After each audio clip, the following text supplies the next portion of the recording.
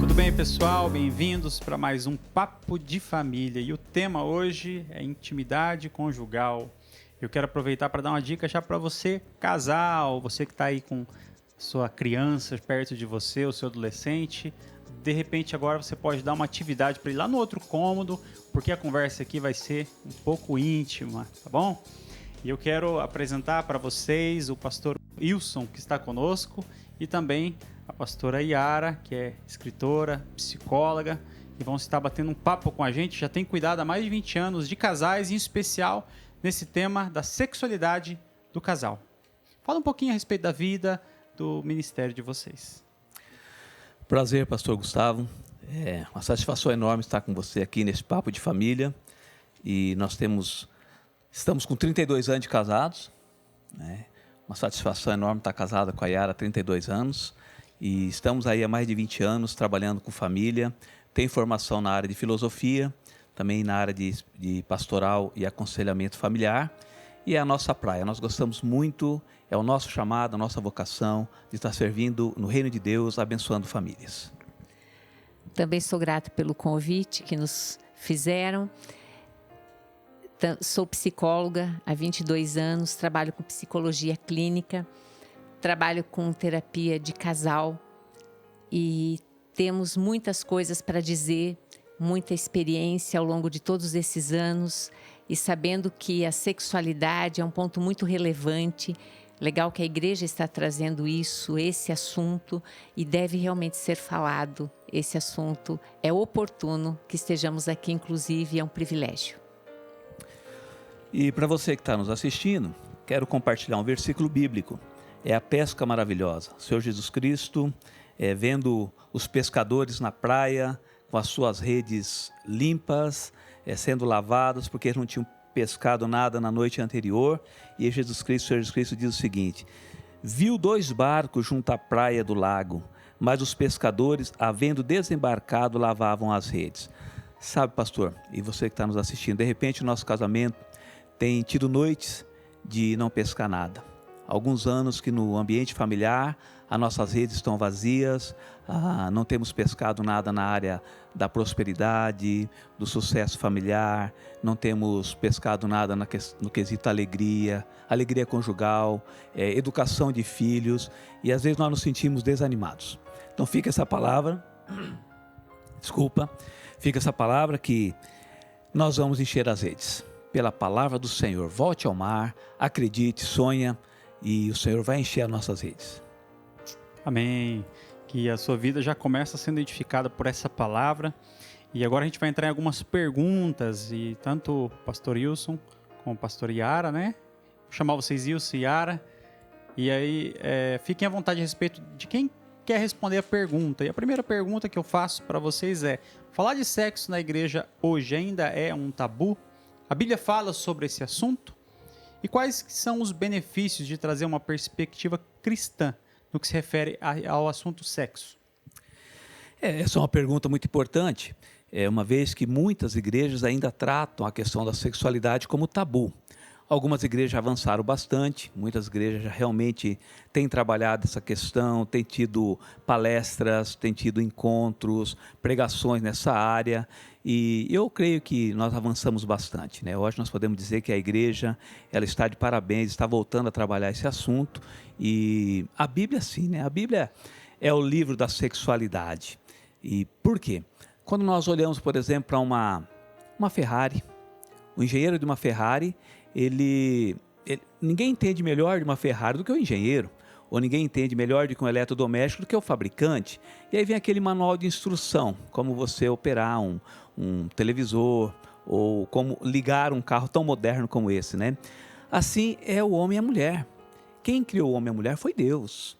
E assim como ele criou, ele entende melhor do que ninguém da sua criatura, homem e mulher. E obviamente que ele deixou nas Sagradas Escrituras conceitos, conselhos, bons conselhos, para que a gente possa viver bem e bem ajustado na questão da sexualidade.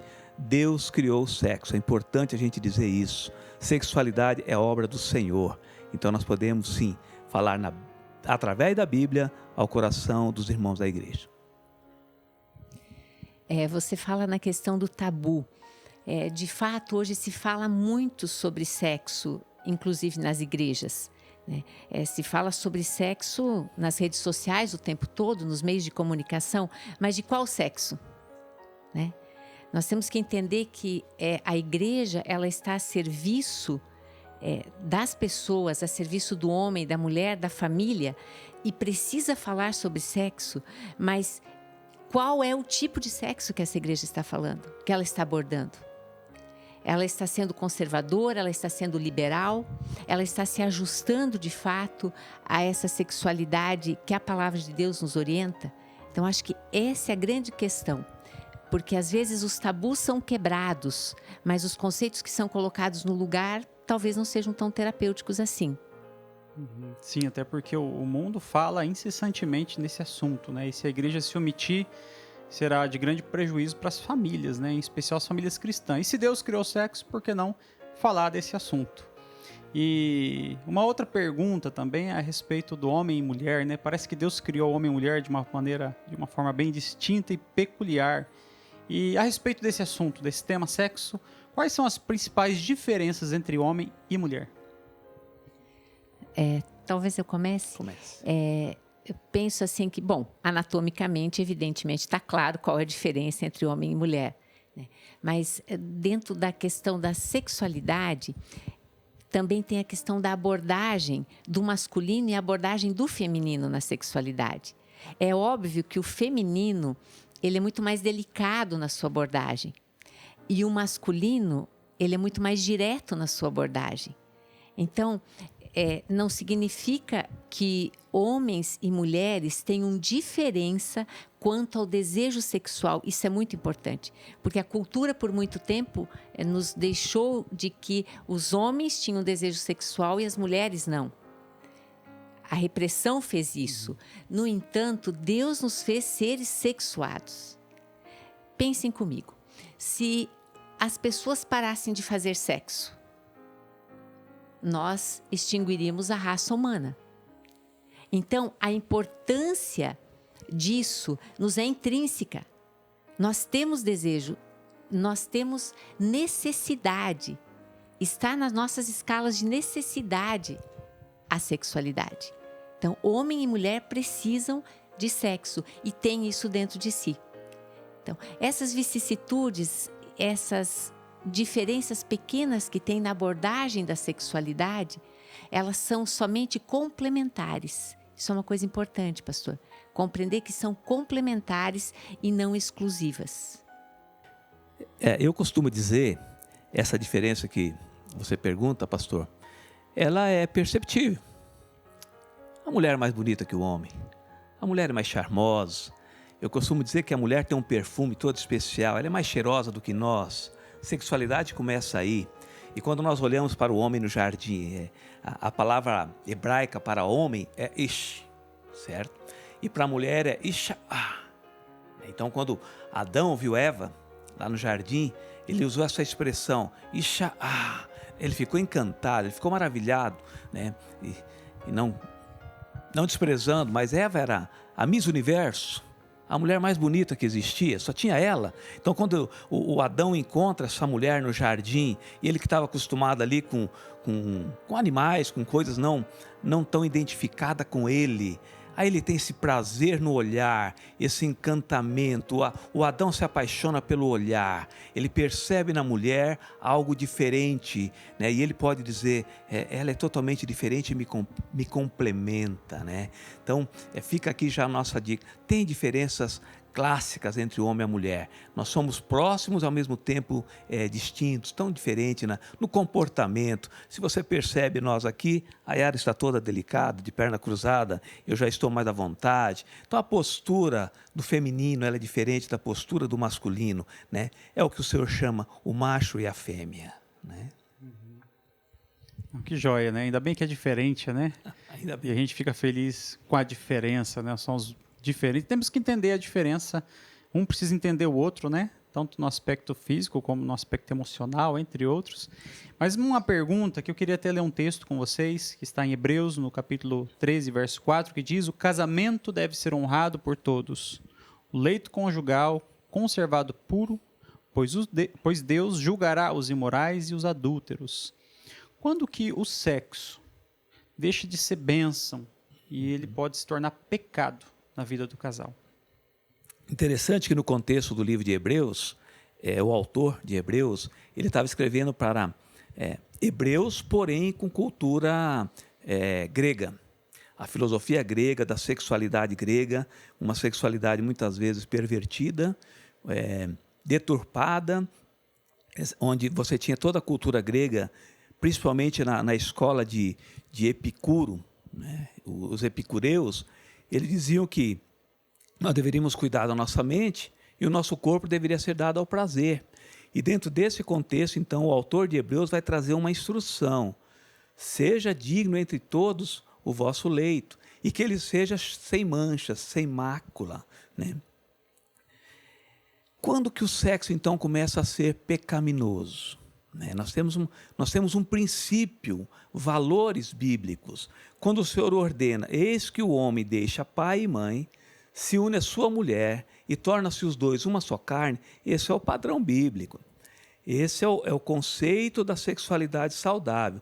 O que nós estamos fazendo hoje é uma inversão de valores. Quer dizer, eu ainda não tenho maturidade para deixar pai e mãe, eu ainda dependo do meu pai emocionalmente, eu dependo do meu pai financeiramente, eu não tenho um lugar para morar, eu não tenho um ambiente para proporcionar uma nova família, eu não tenho a bênção sacerdotal, a bênção do casamento e já me torno uma só carne. Então, há uma inversão. A juventude, por falta de uma instrução, porque a igreja durante muito tempo se calou e as informações que nós tivemos foram informações vindas de uma mídia alimentada pela pornografia e tudo isso acelerando o processo da sexualidade do homem e da mulher, os meninos ainda não têm idade de sustentar uma família, não têm maturidade psicológica para ser homem, ser marido e já está tendo relação sexual. Então, em qualquer padrão, fora esse estabelecido pelo Senhor, ele é pecaminoso. Sexo sem bênção de Deus, sem maturidade, sem a bênção dos pais, do ponto de vista bíblico, ele é pecaminoso. Agora, do ponto de vista bíblico, isso nós precisamos deixar muito claro, sexo é bênção, sexo é prazeroso. Nós viemos de um tempo da Idade Média, onde se tinha casamento como uma forma de reprodução. Não, sexo também é prazer. A gente vai perceber isso nas linhas de Cantares, nós vamos perceber isso muito claro nos ensinos de Salomão no livro de Provérbios. O sexo é prazeroso, ele não é só para procriação. Dentro do casamento, sexo é bênção. Não tem como ser pecaminoso aquilo que Deus abençoa. E a questão da mácula, né? Seja um matrimônio sem mácula, sem mancha, porque naquilo que a gente tem como experiência clínica, experiência pastoral de cuidar de casais, nós temos visto quantas manchas o casal traz a partir de adultério, a partir de imoralidade, a partir de vícios em pornografia, por exemplo, porque nós temos que entender que isso prejudica o relacionamento. Isso faz com que se criem padrões inatingíveis. E se a gente pensar hoje, por exemplo, acerca da pornografia, a pornografia hoje é um problema seríssimo, é um problema de saúde mental no mundo. É mais difícil abandonar pornografia do que alguns outros tipos de vícios. Ela já está categorizada como um vício.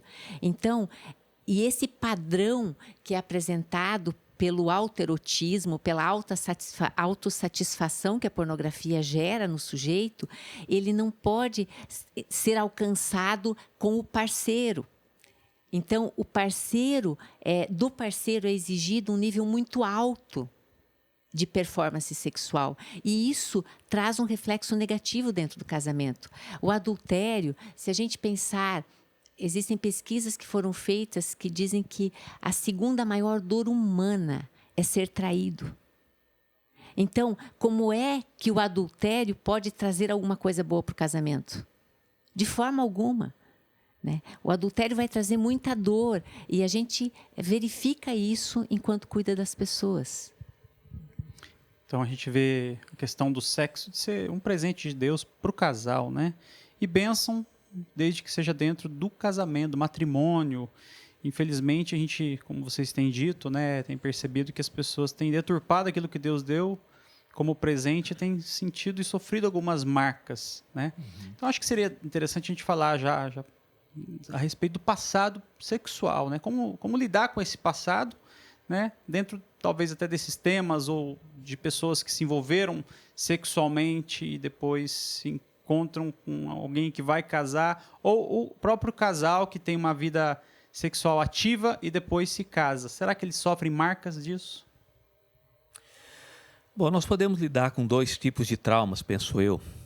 A Yara, na psicologia, poderia dizer com maior autoridade sobre esse assunto, né? Mas deixa eu abrir aqui, eu vejo assim, dois possíveis traumas nessa questão do sexo. Uma é a agressão propriamente dita, a violência física, a violência emocional e também a violência sexual, né? Isso gera muito traumas. E quando você adentra num casamento com esses traumas e isso não foi tratado, é uma ferida aberta, né? Então, se você não foi respeitado lá atrás, se você, daquilo que era para ser algo prazeroso, tornou algo que começa de uma forma dolorida, obviamente que vai trazer alguns transtornos para a vida sexual do casal. Isso, digamos assim, um trauma mais nítido. Mas nós também trazemos alguns traumas imperceptíveis, que é o trauma da não satisfação, porque sexo é emoção, sexo é afeto. Sexo tem a ver com o ambiente, sexo tem a ver com se complementar, se curtir. Agora você pensa uma juventude, no final de uma festa, já motivado muitas vezes pelo álcool, ou pela droga, ou motivado pelo amigo ou pela amiga. Não, vai lá, você tem que fazer. Que preparo teve isso tudo, né? Então, por mais que exista toda essa liberdade sexual, ela é traumática. Nós sabemos que ela é traumática, nós trabalhamos com isso e percebemos que pessoas que tiveram uma relação sexual de uma forma precoce e afobada, sem romantismo, obviamente vai sofrer na hora de viver esse romantismo com o seu cônjuge, por exemplo. É isso, né, Yara? Acho que sim. Olhando nesse aspecto, quando o casal ele tem uma história passada, cada um, evidentemente, porque cada pessoa tem a sua história. E nessa história pode estar incluído várias relações sexuais, várias experiências na sexualidade, vários tipos de experiências sexuais, porque isso são inúmeros, e vem para o casamento com aquilo. O que nós orientamos normalmente é que quando um casal vai se unir em casamento, o cônjuge tem o direito de conhecer a história passada, porque ele tem o direito de dizer não. O Wilson precisa conhecer a minha história, porque eu preciso dar para ele o direito dele dizer não, Yara, eu não vou casar contigo. E eu preciso conhecer a história do Wilson, porque eu preciso ter o direito de poder dizer não, eu não vou me casar com você. Então, é uma coisa que a história passada, quando no casamento ela foi sonegada por um ou por outro, mais para frente vai aparecer. Esse trauma vai aparecer. E quando esse trauma aparecer, às vezes fica complicado a resolução. Mas o que nós motivamos as pessoas de todo o coração é dizer: deixa a luz entrar, deixa a verdade entrar. Porque isso é o que cura. Talvez, então, a falta da transparência, da franqueza, aí pode afetar o casal mais tarde, né? Quando já estão juntos e constituído família, e tem o direito de dizer não e, de repente, dizer sim, a possibilidade de cura, né? De resolver os seus próprios problemas, né? De uma resolução, de perdão.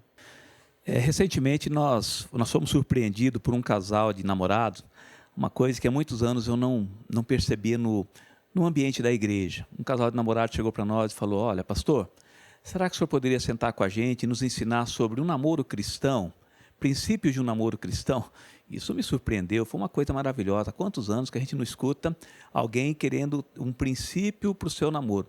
Falei, puxa, esse é um casamento que tem tudo para dar certo, porque alguém que já está começando no seu namoro tentando agradar a Cristo, tentando agradar ao Senhor. Então foi algo maravilhoso. E no nosso bate-papo com eles, e eles já estão no caminho do noivado, e a gente tem trabalhado com alguns noivos também, e o que a gente tem orientado?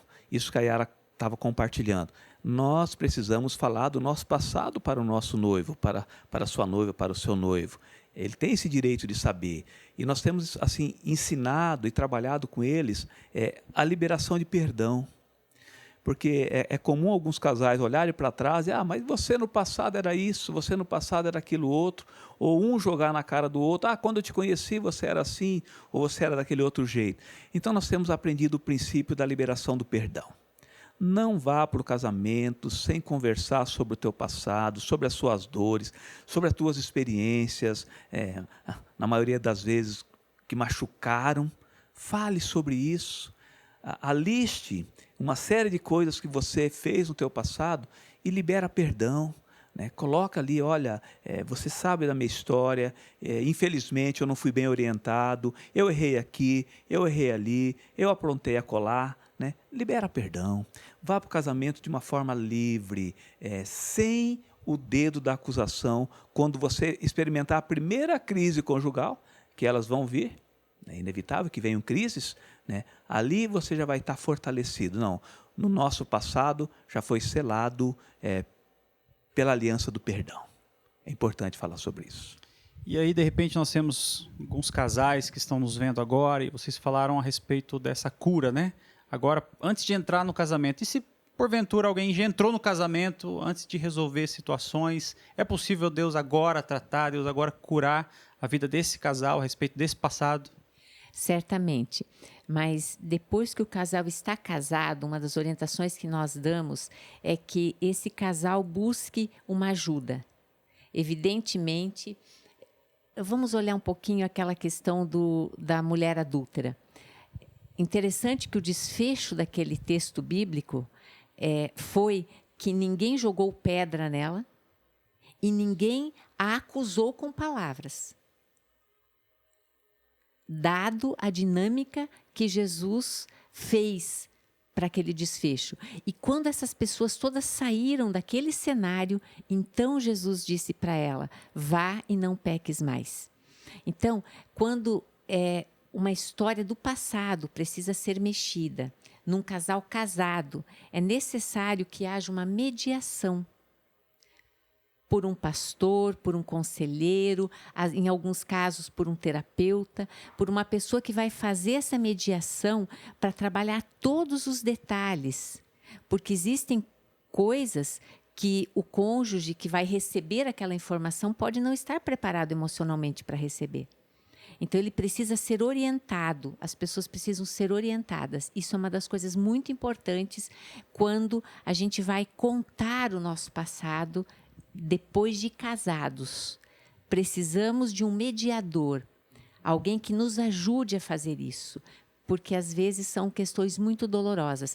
Mas eu repito, é necessário que a luz entre, porque quando a luz entrar, quando a verdade entrar, as trevas precisam sair. E isso fortalece muito um casamento. Quem pode com a luz? E é interessante, Yara, a gente lembrar aqui também a história da mulher de Ló. Quando você olha para a história da mulher de Ló, ele saindo de Sodoma e Gomorra, Sodoma e Gomorra representa toda uma sexualidade perversa, tem toda uma maldade sexual ali. E o convite, a bênção de Deus era tirar aquela família e levar para os altos montes. E nesse caminho para os altos montes, nos altos montes era o lugar da bênção. Deus tinha um plano para eles lá. Mas interessante que a mulher de Ló, ela olha para trás. No que ela olhou para trás, ela se tornou uma pedra de sal, uma estátua de sal. Assim é o nosso passado. Muitas vezes nós estamos presos no passado e ao olhar para o passado, olhar para trás, isso nos impede de desfrutar os altos montes da sexualidade, a beleza de uma sexualidade. Então, a dor de um passado tem atrapalhado muitas pessoas, as feridas do passado, infelizmente, têm impedido as pessoas de desfrutarem a beleza da sexualidade. Que joia, uma palavra de esperança, talvez aí para você que tem conflito nessa área, estão sendo privados de desfrutar da intimidade sexual abençoada que Deus planejou. E eu tenho agora uma pergunta para vocês, de uma recomendação do apóstolo Paulo para a igreja de Corinto. Na primeira carta aos Coríntios, Paulo diz: o marido deve satisfazer as necessidades conjugais de sua esposa e a esposa deve fazer o mesmo por seu marido. A esposa não tem autoridade sobre o seu corpo, mas sim o marido. Da mesma forma, não é o marido que tem autoridade sobre o seu corpo, mas sim a esposa. Não privem um ao outro de terem relações, a menos que ambos concordem de abster-se da intimidade sexual por certo tempo, a fim de se dedicarem de modo mais pleno à oração. Depois disso, unam-se novamente, para que Satanás não os tente por causa da sua falta de domínio próprio. Vamos conversar um pouquinho a respeito dessa recomendação de Paulo aos Coríntios. Meu amigo Paulo. Paulo é uma bênção, né? O apóstolo Paulo, muitos atribuem a ele que ele ou não casou ou seria um viúvo há muitos anos, porque ele aparece na história da Bíblia como alguém que não tinha família, né? E mesmo assim ele trouxe tão belos conselhos na área da família. Agora, para eu entender um conselho paulino, para eu entender essa ideia de Paulo, eu tenho que entender qual que é o que ele escreve para mim homem. Né? O problema é que nós gostamos de olhar o versículo da mulher e apontar o dedo no versículo da mulher e falar: olha, mulher, está escrito aqui que você tem uma dívida para comigo, eu tenho direito sobre o seu corpo e, segundo você não obedece à Bíblia, você não obedece à palavra. Está aqui uma orientação. Não. Essa orientação da mulher, quem deve ler é a mulher. A orientação para o homem, eu devo ler a parte do homem. Qual que é a dívida do homem para com a mulher? Né? Aí fica mais saudável o texto. Porque quando nós usamos esse texto fora de um contexto, ou dentro do nosso próprio contexto do egoísmo sexual, aí fica um jogo desigual. Quando você tem, dentro de uma cultura, por exemplo, machista, né? Maridos que são ensinados, e até mesmo dentro de algumas igrejas, que nós sabemos assim que ainda paira muito esse domínio do homem sobre a mulher, fica uma coisa muito bruta, né? Não fica nada romântico, e não é isso que o apóstolo Paulo está ensinando. Dentro desse contexto tem o romantismo. Qual é o romantismo? Eu tenho uma dívida para com ela.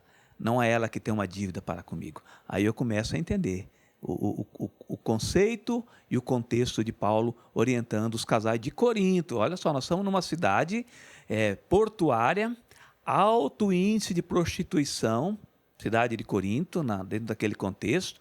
Então, muitas pessoas se convertendo e indo para um casamento cristão agora, dentro de um contexto de prostituição e de um contexto grego de novo, de uma sexualidade muito diferente dos cristãos. Aí o apóstolo Paulo tem que orientar: olha, vocês têm que ter um equilíbrio. Na verdade, quando fala aí, é nada de egoísmo, é igualdade entre o casal. Assim eu entendo esse contexto.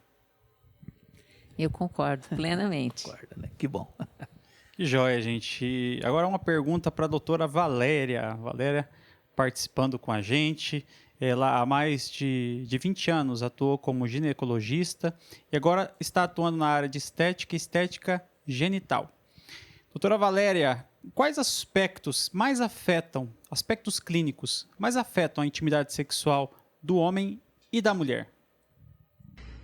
Sim, as dificuldades que casais enfrentam geralmente aparecem algum tempo depois do casamento. E elas são bem desconfortáveis, no sentido de constranger o casal, né? Um em relação ao outro. Os homens podem apresentar a perda da ereção, é algo muito complicado para o homem, ou ele pode simplesmente ter a perda de desejo, deixar de procurar a sua parceira. Os homens podem ter a ejaculação muito demorada, ejaculação retardada. É um problema comum também, principalmente em casos como diabetes, ansiedade, os tabagistas. Mulheres sofrem quando apresentam um descompasso sexual, problemas na vida sexual, sofrem com a falta do desejo. Simplesmente não veem a vontade de ter uma relação. Elas também podem sofrer, em decorrência disso, com a secura, o órgão sexual não estar preparado, a vagina simplesmente não relaxar, não se dilatar para que ocorra a penetração. Outras vezes, o que pode acontecer é dor durante a relação sexual, um desconforto tão grande que essa mulher pode precisar de ajuda. Isso pode ser decorrente de período pós-amamentação, pós-gravidez, menopausa, mulheres que fizeram tratamentos oncológicos, como as que sofreram câncer de mama ou outros tipos de câncer genital. Enfim, há situações em que você opta por não ter relação devido ao desconforto e à dor na relação. E, finalmente, o que traz muitos problemas frequentes em consultório é a anorgasmia, ou seja, a falta do orgasmo. Mulheres e homens que simplesmente não conseguem ter orgasmos. Isso pode ser decorrente de várias doenças, de problemas emocionais, psicológicos, e sempre pode-se ter uma solução, basta procurar ajuda especializada. Algo que eu considero importante é que as pessoas saibam que quase todos esses problemas eles têm alguma forma de solucionar, seja com medicamentos que melhoram o tempo de ereção, vocês já conhecem Viagra ou Cialis. Existem tratamentos para problemas na tireoide, tratamento para problemas do diabetes, para ansiedade, medicamentos próprios para reduzir os conflitos de humor e melhorar o libido, enfim, várias técnicas, tratamentos a lasers para as mulheres que apresentam dificuldades também no orgasmo, até uma nova substância recém-chegada ao Brasil que promete trazer a resolução de orgasmo em casos femininos. Então, o que não pode é não fazer nada, concordam? Obrigado, doutora Valéria, pela sua resposta esclarecedora. E eu quero entrar agora numa pergunta talvez um pouco mais cotidiana com vocês. Wilson, Yara, do que os homens mais se queixam, do que as mulheres mais se queixam? Parece muitas vezes que o homem, ele disposto, né, já está interessado, aí ele começa a entender que parece ser muito difícil, ele tem que de repente contar uma poesia, palavras de afirmação, limpar a casa, lavar a louça, e de repente ele pisa na bola, poxa, tudo errado, né? Meu plano frustrado. O que vocês acham a respeito aí dessa afirmação? Muito bom de responder. Do que eu me queixo? Começa por aí, né? Eu me queixo de muitas dores, eu preciso de muitas massagens, né? Mas normalmente o que um homem se queixa, o que a gente tem ouvido aí, né? Amigos da gente, membros de igreja, o que um homem tem se queixado? Nós temos que romper aqui um paradigma, né? Talvez um tabu, porque a gente sempre entendeu assim que o homem é o caçador e a mulher é a caça. O homem sempre procurando essa ideia da conquista, o homem é o conquistador, né? E se a gente não dá conta de fazer isso tudo, parece que a gente se torna uma figura fragilizada na questão da sexualidade. E eu tenho percebido que alguns amigos têm que se perguntado, por que é que eu tenho sempre que procurar? Por que as iniciativas têm que ser minhas? Por que é que eu não sou tocado? Como se o homem fosse assim uma rocha, né? Aqueles meninos lá de Oz, né? Como chama lá do Mágico de Oz, o homem de lata. O homem de lata, né? Parece que o homem é de lata, ele não precisa ser tocado, ele não precisa ser acariciado.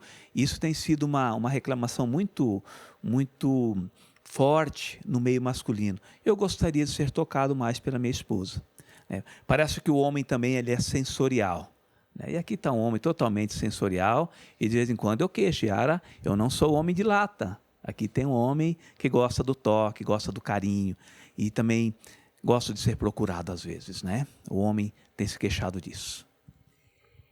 De fato, eu acho que essa dificuldade que acontece no casamento em relação às necessidades, né? O que as mulheres mais reclamam dos homens, eu acho que da passividade. Então, parece que fica uma questão aqui, em partes até contraditória, né? Se vocês puderem indicar um terapeuta conjugal para nós, para quem sair daqui, pode ser também. Porque, de alguma forma, a passividade do homem, né? E quase sempre uma pessoa passiva é agressiva. E, por isso, as queixas femininas são sempre nessa direção.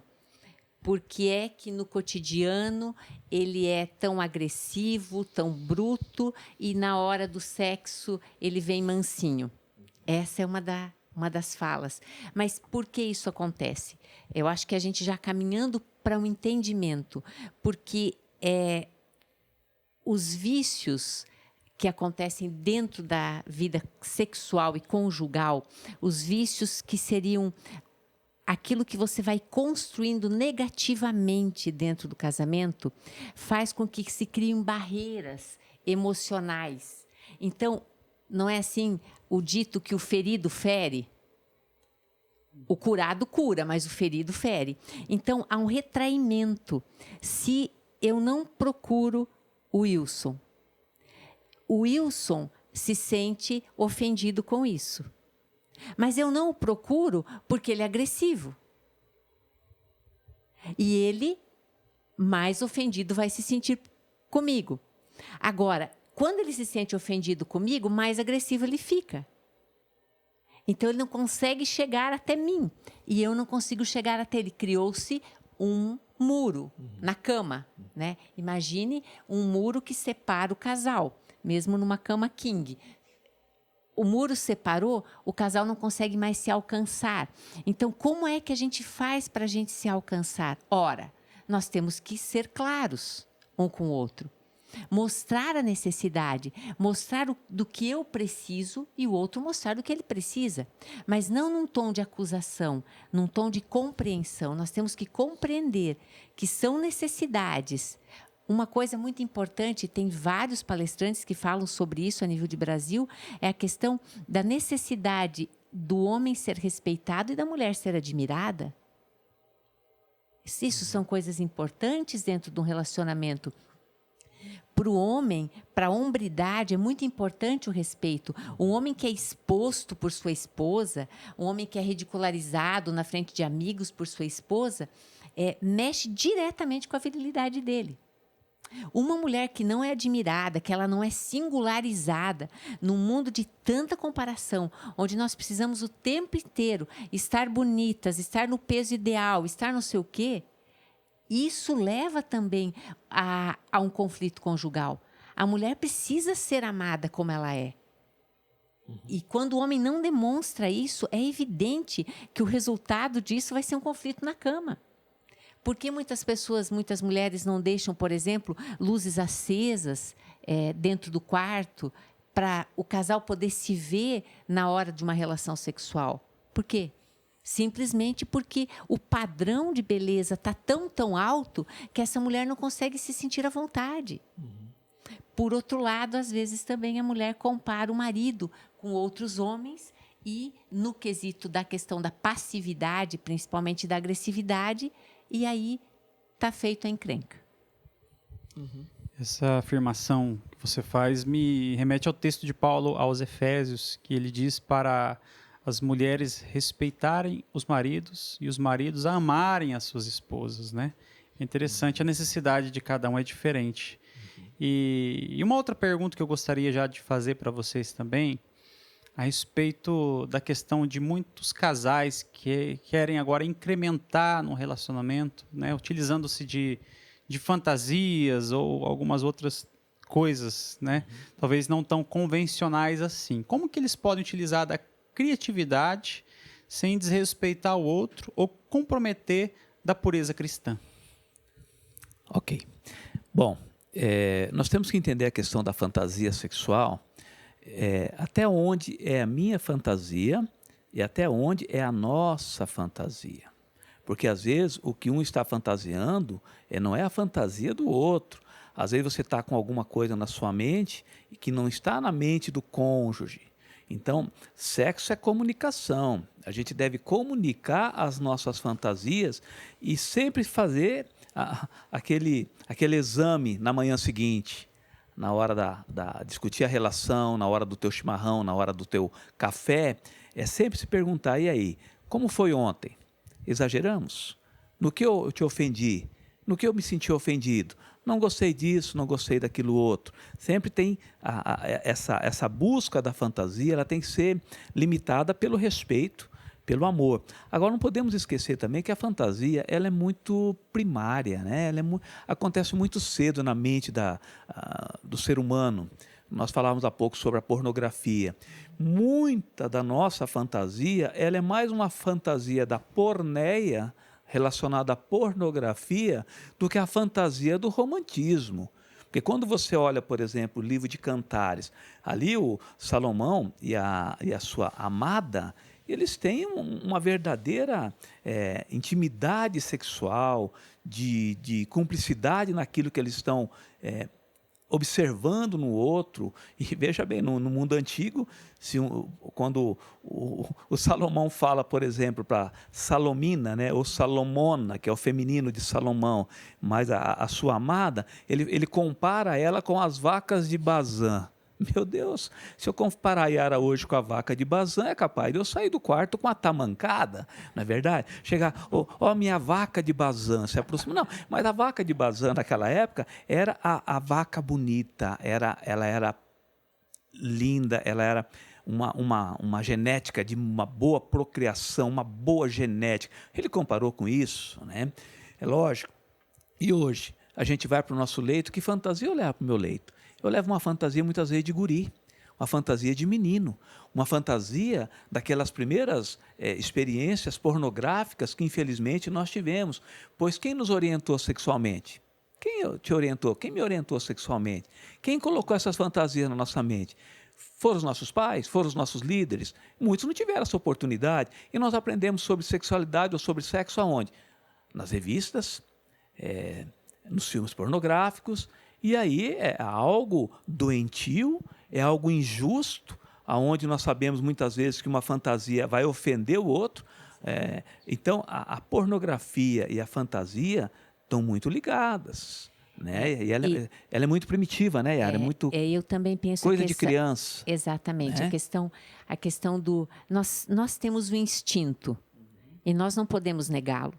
O instinto é saudável, é necessário o instinto, porque o instinto ele é o nosso primitivo. No entanto, ele precisa ser norteado pela percepção do outro. Por isso que o sexo ele não deve ser autoerótico. Ele deve ser partilhado, porque na partilha eu encontro o equilíbrio desse instinto. E nessa partilha, então, eu vou encontrar também o equilíbrio da fantasia. Porque, olha, sinceramente, alguns casais são orientados a que saiam, frequentem tais locais, usem tais tipos de roupa. Sim, mas isso seria uma regra para uma pessoa, para um casal, ter prazer sexual? Não. Porque as fantasias sexuais, elas estão no nosso instinto também. No entanto, o nosso instinto ele é mediado pelo outro. Por isso que o autoerótico é tão prejudicial. Por isso que nós precisamos do outro. O sexo saudável está no outro. E isso é uma coisa importante. Então, não necessariamente um casal precisa ter uma performance pornográfica até para eles terem prazer. Ao contrário, uma pessoa simples e com pouca coisa pode ter prazer sexual. Né? Uma pessoa pode ser muito feliz, ter um orgasmo, ser equilibrada na sua vida sexual sem muita coisa, sem muita performance. Mas o que ela precisa principalmente é ter uma comunicação com o outro. Isso é a coisa mais importante. A linguagem sexual precisa ser ajustada. A linguagem sexual ela é ajustada numa coisa muito importante chamada afeto. O afeto é que vai permear essa linguagem sexual. No afeto, eu posso me entregar plenamente para o outro. E receber o outro no afeto. Então, essa linguagem é que determina o erótico. E não a pornografia determinar o erótico, né? Então, essa linguagem, ela faz o sexo ficar bom. E o casamento bom é aquele que quanto mais tempo, e quanto mais o tempo passa, melhor ele fica. Porque sexo também é um aprendizado. Talvez só voltando à questão aí, pastor, porque nós demos muita ênfase na questão da fantasia, Mas também junto com a tua pergunta veio a questão das preliminares, né? Toda essa questão mais de... muitas pessoas têm curiosidade nessa área. Até onde eu posso ir? O que é saudável? O que é permitido? O que é agradável?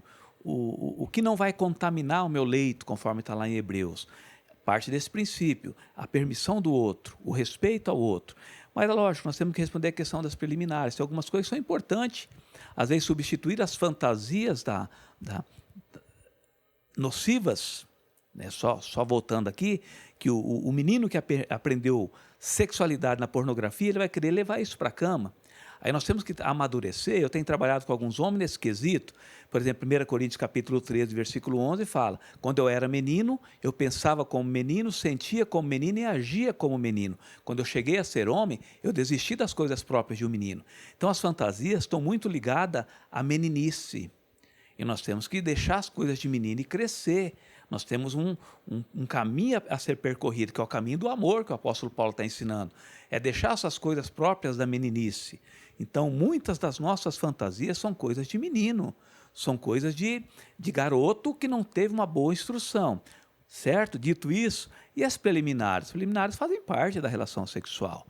O que nós chamamos de preliminares? É criar um ambiente, é todo um cenário que você possa imaginar, toques, que você pode usar desse artifício, o beijo, né? Outras formas de carícias que você pode estar esquentando o ambiente, você e a sua esposa, numa atmosfera de respeito e amor, sem usar o recurso das fantasias pornográficas. Infelizmente, muitos homens hoje só conseguem uma excitação por conta de uma fantasia pornográfica. Temos que falar sobre isso, temos que tratar sobre isso, temos que acolher isso, temos que ter grupos de aconselhamento na igreja para tratar esses vícios, né? É importante, eu acho, nós falarmos sobre isso. Que bom, acho que estamos tendo aqui um tempo muito rico. Espero que você esteja aí sendo esclarecido, né, nesse tema proposto. Eu quero entrar agora numa outra pergunta, né? Como que fica a intimidade sexual do casal, né, na chegada dos filhos? Há muitos pais aí que não sabem lidar. E o que vocês acham do pai que permite o filho na cama, às vezes dormir junto? Como que isso pode afetar a intimidade do casal?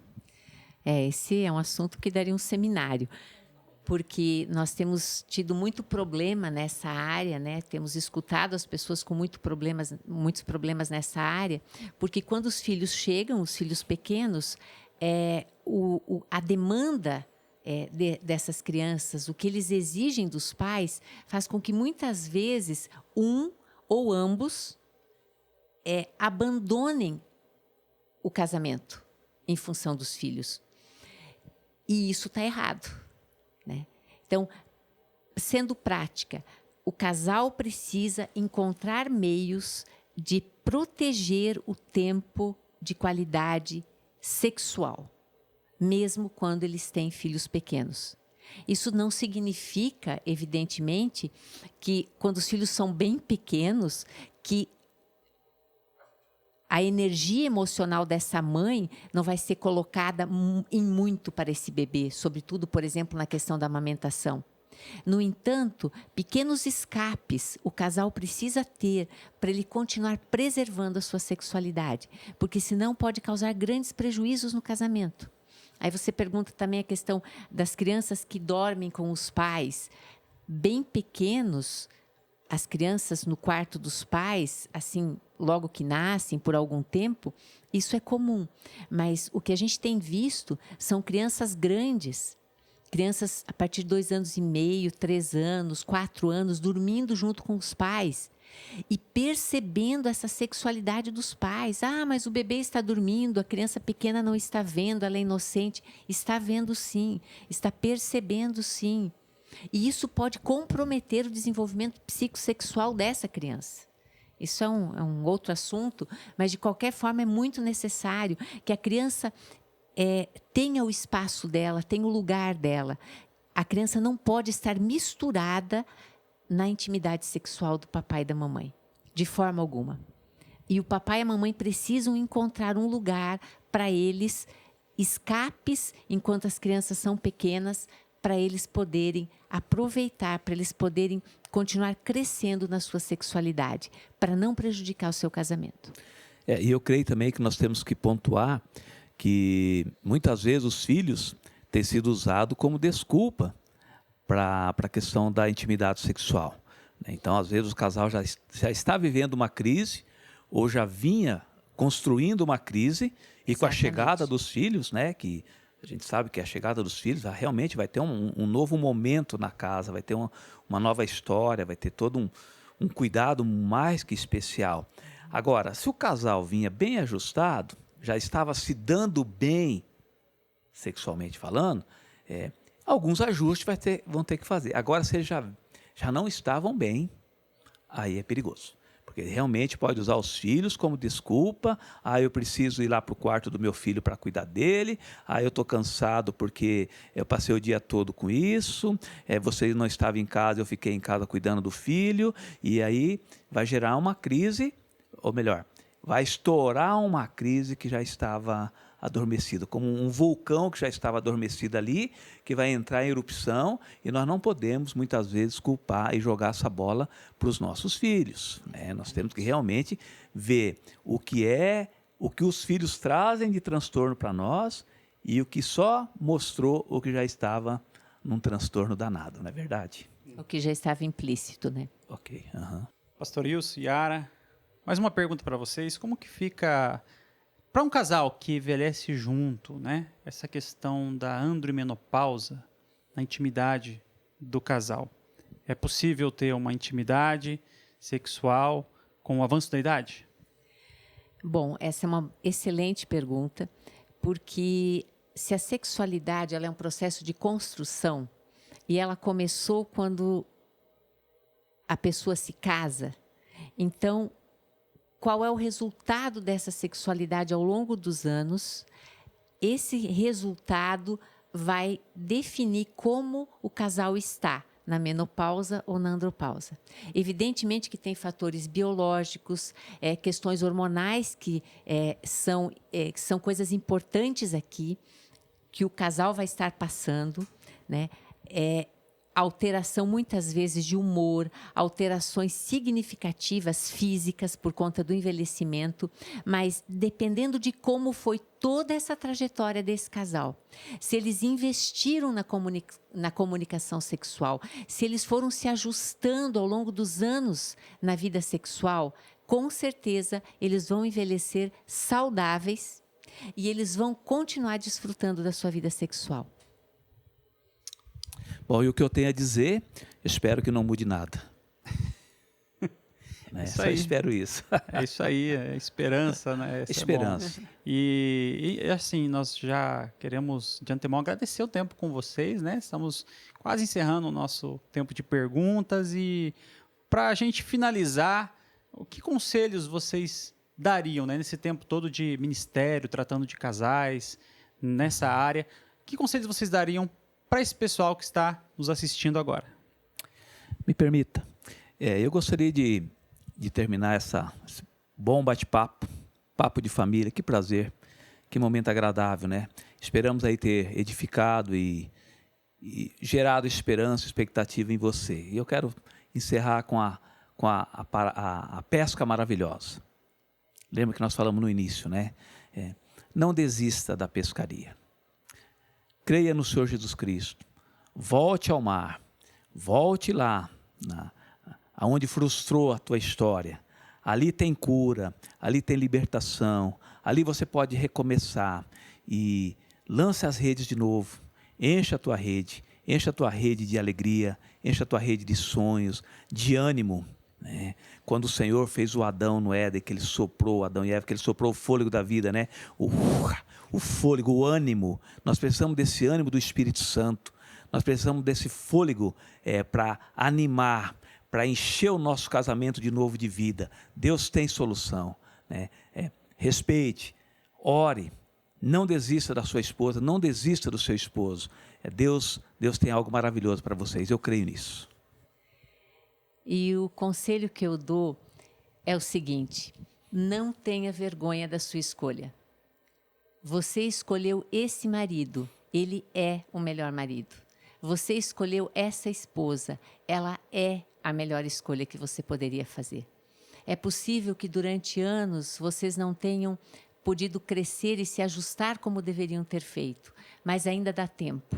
Ainda dá tempo de você investir, de você trazer à luz aquilo que está escondido, de você restaurar.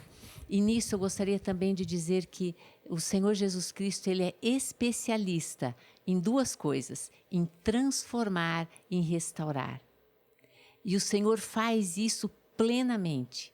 E Ele pode dar a vocês, se vocês trouxerem a verdade, se vocês trouxerem à luz as coisas que estão escondidas, os pecados que estão ocultos, aquilo que não foi confessado, aquilo que não foi tratado, se vocês trouxerem isso à luz, vocês vão ser plenamente restaurados e vocês vão poder desfrutar dessa escolha que vocês mesmos fizeram lá atrás. Então, não tenha vergonha daquilo que você escolheu. Você escolheu algo especial para ti. Recupere isso e lute por isso. E para você que está nos acompanhando e sentiu aí que quer aprender um pouco mais a respeito de família, a IPI Dourados, ela disponibiliza alguns cursos da Universidade da Família, que vai ser bênção para sua família, para o seu casamento, além de encontros de homens, encontros de mulheres, retiros de casais também, e você pode assim ser abençoado e edificado com a nossa programação. Além de que, se você precisar de algum atendimento na área conjugal, você pode fazer contato com esse número que está aparecendo para você aí na sua tela. Quero agradecer o pastor Wilson também, pastor Yara, por esse tempo tão rico, tão precioso conosco, que certamente muitas dessas vidas que estão nos acompanhando foram abençoadas, esclarecidas, edificadas. Também agradecer a doutora Valéria pela sua informação tão preciosa para nós, bem como todos vocês que nos acompanharam. Que Deus abençoe ricamente a sua vida. Lembrando que na próxima quarta-feira, o próximo Papo de Família, Filhos Ensinando no Caminho. E se esse conteúdo tem sido relevante para a sua vida, por favor, compartilhe nas suas redes sociais. E para encerrarmos, fique com essa linda canção.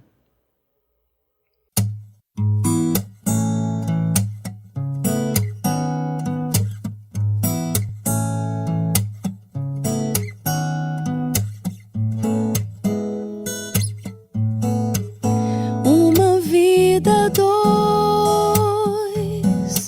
sempre é um desafio. Tanto um quanto o outro tem que reconhecer. Mas Deus nos ensina, Ele tem as dicas, o segredo do amor pra ser feliz. Dê carinho, Seja meiga,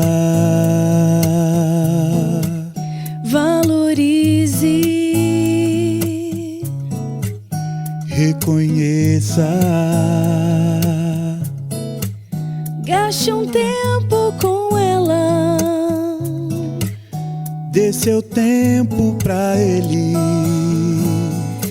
Vida a dois é assim, é uma troca de amor,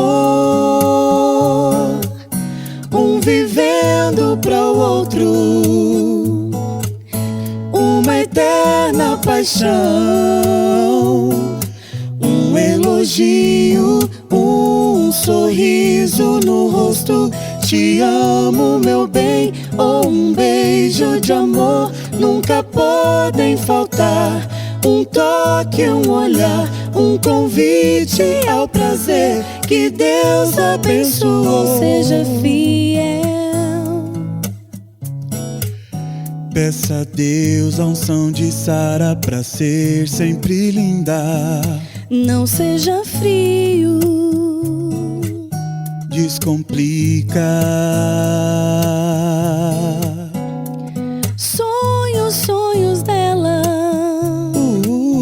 também sonhos dele. E assim tudo será lindo, o sol brilhará, Deus sorrindo ao ver sua extensão completa. Os céus e a terra ligados por este amor.